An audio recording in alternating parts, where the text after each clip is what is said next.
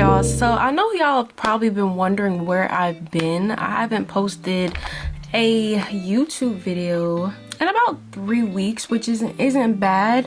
The last time that I came on here, I was on a cruise to Mexico, but since then my life has just been lifing.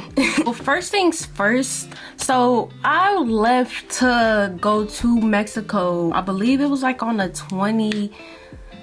I think it was like the 20th or the 21st. The day before, I had told y'all how I was like dressing up. Y'all seen the clip? I'll put the clip right here. How I was talking about, you know, if you're a server, then you know for a fact that anytime you wear your birthday sash and your birthday crown, if you're a server, you're gonna clean up the money. But when it comes to me and my birthday, like I have the whole month to my birthday. Every day is my birthday, and like nobody is about to tell me different. So that specific day, like mind you, when I'm at work, nobody would say anything to me unless like I was like glammed up like that. Like usually I do like a regular face glam how I got on now, but like when I'm like glammed up to a T, that's when like people who don't usually talk to me like talk to me. And it's like I'm not mad, but this one specific person, I'm not gonna say any names for reasons I don't want it to get out of proportion, but I'm just gonna say someone within management, they just always made me feel uncomfortable when I first started working there. But like they wasn't my manager, but they was like in management. But I just didn't get like the comfortable vibes when I was working there. So it's like from the get-go, ever since that person made me feel uncomfortable, I've just been like standoffish. And the only time like that person will say something to me is like when I'm looking like my top tier best. But that specific day, the other managers had stuff to do, so I was working with that specific manager. The night went by. I was the bartender, as y'all can see. Usually, y'all, if you let me put something in perspective. If you are not 21, you're not about to come to sit at the bar. Like that's just a given. The night goes on, you know, everybody's telling me happy birthday, you know, tipping me. I'm saying thank you, you know, just I'm in the mix of like, you know, taking care of my bar customers, bagging up to-go orders, getting people's orders down, taking care of the girls' drinks that they need to make. So it's like I got a lot going on. But that specific night, I had my last table, and the guys looked like they was like 25, 26, and that manager pulled me to the back after they had left, and they was like, you know, I see everything, right? I'm like, okay, yo, mind you, like I'm clueless as hell. I don't know what's going on. I'm like, okay, cool. Like I see everything too, thinking, you know, like, you know, we're joking or whatever, because like we never have any like serious conversations. So they was just like, you know, I see everything, right? I'm like, okay, cool, that's fine. It was like, you didn't check those two guys' ID at the bar, but like, okay, yes, I do fault myself. I should have checked everybody's ID, but it's like common sense. Nobody's gonna come to the bar. And there's been other bartenders that don't check IDs, but it's like, I feel like as if I was being picked on, and I was being a guinea pig, especially because me and this person don't exchange 2 words for each other. And it was also another situation where I'm not gonna say any, like, I'm a woman of color. It was girls there that wore their birthday sash for like a week straight, and it's like they didn't say anything to them, but it's like that day I only wore my birthday sash for one day. That specific day, everybody decided to say something to me. It was like, oh, that's illegal, you can't do that, this, that, and third. But it's like, you let these girls do it with no problem, but it's like when I do it, it was a problem. So it's like I felt some type of way about that. But later that night, he was the manager was basically like, you know, if I wanted to get you fired, I can go ahead and send the video surveillance up to corporate and get you fired. Y'all, tell me why the next 24 hours I get a call. First I emailed my job, and cause that night he was like, contact the GM before you come back to work. I'm like confused. I done had a good night. You know, I'm good. I'm about to go. I'm gonna go on vacation. But they was just like, contact the GM before you come back to work. I was like, oh, okay. So the next morning, it was like late. It was like 1 o'clock in the morning. We had closed. I was all home and good stuff.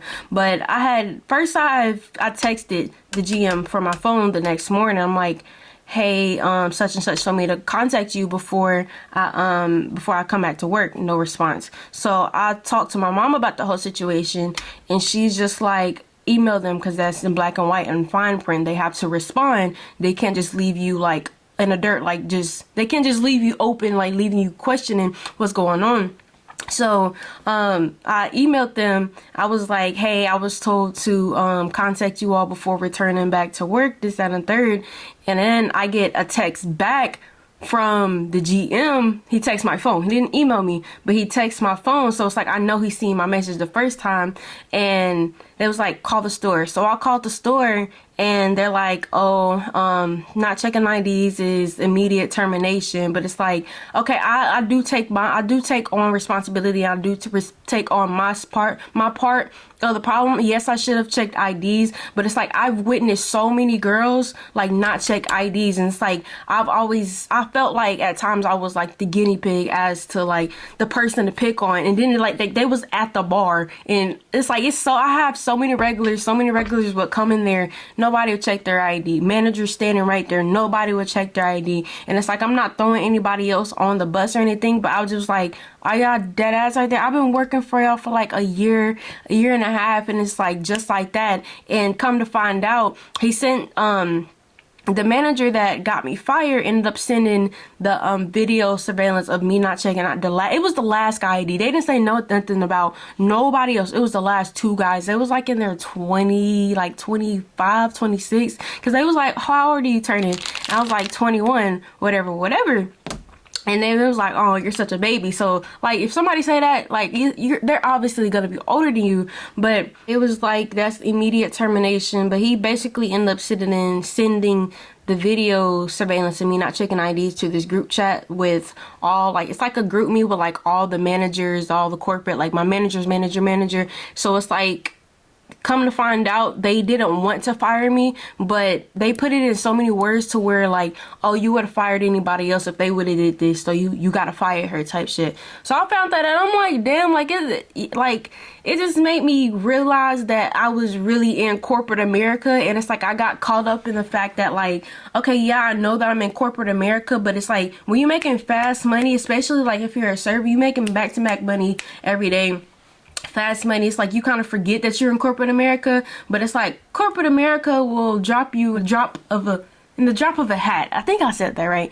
And it just made me realize like, damn. So after that, I had took a vacation to Mexico, and that's like in the last clip how like I was venting to y'all. Like, I just had a lot on my plate. Like, I was like, did this really just happen? But I had left and went on a cruise. I was like, you know what, there's ain't shit that I can really do about anything. Like, I can't really stress anything, because like, I'm in the middle of the fucking ocean. What am I gonna worry about something in the US for? And I'm not even there. So I don't work there anymore. So that's why I haven't been making any like Hooters content or anything like that. I took down all my TikToks, because like every time I post a TikTok, it'll do numbers and it'll go viral like back to back to back, like each and every single time. And it was just one, I was like, you better come up here and get one of these. It's a chicken salad. And that did numbers. And I had customers coming back to back to back ordering the chicken salad. So it's like, I know my worth and I know the energy that I brought to that company. But it's like, y'all are willing to like get rid of me just like that. And it's like, I've been having problems with that individual like throughout the whole entire year. But like, I'm the type of person where I don't let like shit like that get to me, where like, you can bother me, you can try to, you know, poke at the bear, like I'm not gonna let you see me budge. But it's like, that person was just like doing stuff that like purposely, I don't know how to say it without saying it, because I don't know. But it's like, he just kept like bothering me and picking at me. And it's like, I was just always like guinea pig for so long. And then it's like, that one day he was like, oh, I can get you fired. And it's like, I wish I would have got him on a recording saying that shit, so nobody be like, oh, I'm lying. Because like, a lot of times when situations like this happen, like a lot of like people will come and be like, oh, she's lying, or this, that, and the third. So yeah, that's what happened with like the whole Hooters sitch.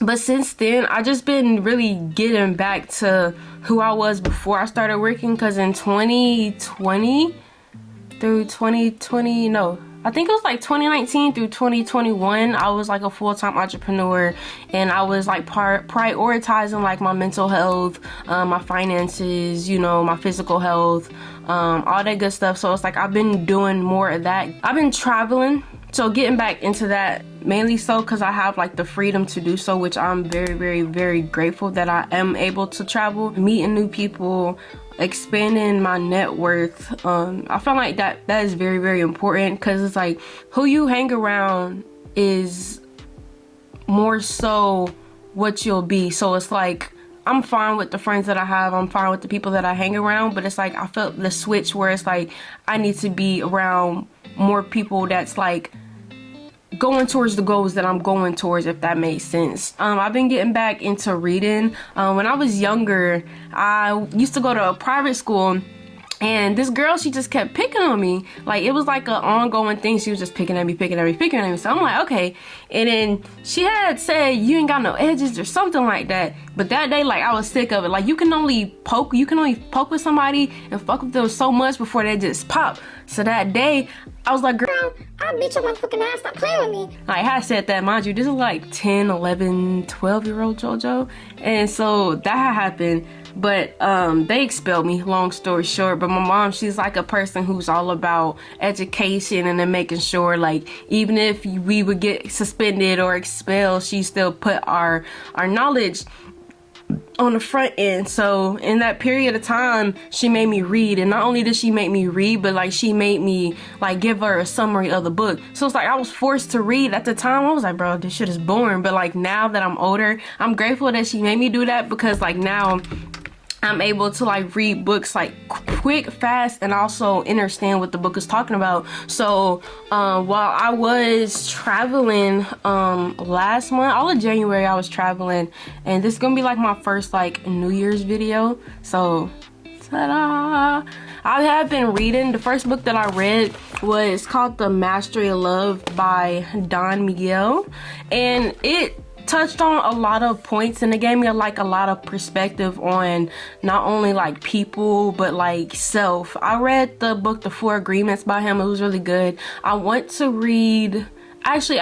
go find The Mastery of Self, but the bookstore that I went to, it only had The Mastery of Love. I was like, maybe it's just signed, let me just go ahead and grab it. So one of the chapters they had in there it's called The Magic Kitchen, and it's basically saying, in a sense, of like, okay, what if you had a magic kitchen? Alexa be tripping, bruh. But it was like, what if you had a magic kitchen where you can get any of the food that you want, like from anywhere in the entire world, like anything you want, like just put it in this, I don't know, they basically said like, imagine that you had a magic kitchen, you can get like any food that you want from any nationality, anywhere in the world, right at your fingertips. And then they was like, they were saying basically that the magic kitchen was the love that is already embedded inside of you. And then it was like, okay, now what if somebody came up to your front door with a box of pizza, and they was like, okay, if I give you this box of pizza, you gotta let me control you. And you looking at that person like, what the fuck? I'm not finna, like, I got my own pizza in the kitchen. I can have better pizza than what you trying to give me. But it's like a lot of times people will do that subconsciously. Like the people, like the box of pizza be like the love somebody else can give you. So it's like they were saying it from a perspective of like, why would you allow somebody to control you and tell you, oh, I love you each and every single day, and you, all that love that you looking for in somebody else is already within you. Like you have so much more love for yourself stored inside your kitchen, opposed to what any love that anybody else can give you. Hopefully y'all understood that. Hopefully it didn't go over y'all head. But when I read that chapter, I was like, damn, you got a fucking point. But yeah, there was that chapter that kind of like really spoke to me. And then this other chapter, it was called The Wounded Mind. It was like, what if you went on to a planet and everybody's skin had like, what's the word, like scabs, like open scabs, and it's like you can see the open scabs, but every time you touch somebody else, it will make you have more scabs, it'll hurt you and it'll hurt them. But now, like, switching the perspective to, okay, the wounded scabs would, like, we live in a world where we have like a wounded mind opposed to wounded scabs. I hope I'm saying this right, but more so the point where we don't live in a planet where we have like a skin disease or, you know, scabs everywhere, like scars that you can see. It's more so like mental scars that, you know, people don't be seeing, and those are like the wounded mind. So it's like you gotta take into perspective that everybody's living in their own hell, whether you see it that way or not. And it's like, if you don't take the time to really take care of those wounds that you have within yourself, hurt people only hurt people. So it's like you're only gonna hurt more people trying to heal other people because you never took care of your wounds. But this is overall a good book. I enjoyed it a lot. It gave me a different perspective on like love, relationships, whether that's platonic or romantic. And it even went as far as saying like, okay, even if you are in a relationship with somebody else, you can only take care of your part of the relationship. For example, like if you're like, a lot of times in relationships, I know me personally, I'll be wondering, okay, did this person eat? Did this person sleep? Did this person, you know, get enough rest? This, that, and the third. But it's like change the perspective of like, okay, did I eat? Did I sleep? Did I take care of myself today? Because it's like, you can only give out as much love as you're putting into yourself. And it's like, if you're taking care of your mental health, you're taking care of, you know, you're taking care of your mind, body, soul, spirit, then when it comes to other people, it'll be easier for you to, you know, be there for other people. Because you can't pour into you can't pour from an empty cup. So it's like, if you're not filling your cup up every day, you're really not giving that love that you think you are. So yeah, that's 10 out of 10, a good book. This is the book that I'm on now. It's called From Niggas to Gods. It's a really good book. I don't want to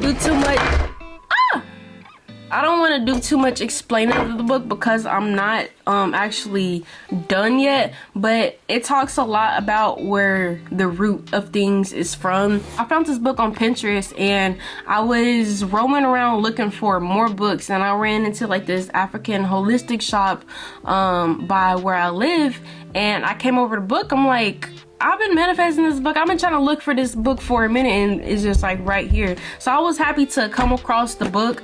I'll put the chapters right here to let y'all kind of see like kind of what I'm reading. But it goes back to like how a lot of our subconscious thinking, a lot of our subconscious actions root from slavery, and it goes way deeper than that. And how like back in the day, like black women and black men, we used to be gods and goddesses, but you know, certain people didn't like that and our power got stripped from us. So it's like, it's a book that reteaching you the roots, like unlearning and relearning. And that's something that it's like, is not hard for me, but at the same time right now, why I am like, after that whole situation, it's like I'm having to unlearn and relearn a whole lot of stuff. But like, it's okay, because like my mom, she always told me that knowledge is the highest currency like ever.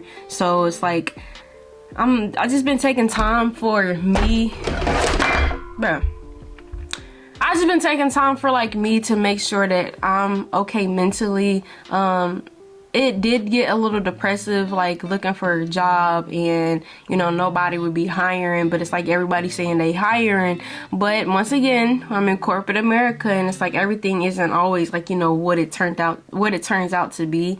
But yeah, y'all, that's where I've been a little ghost.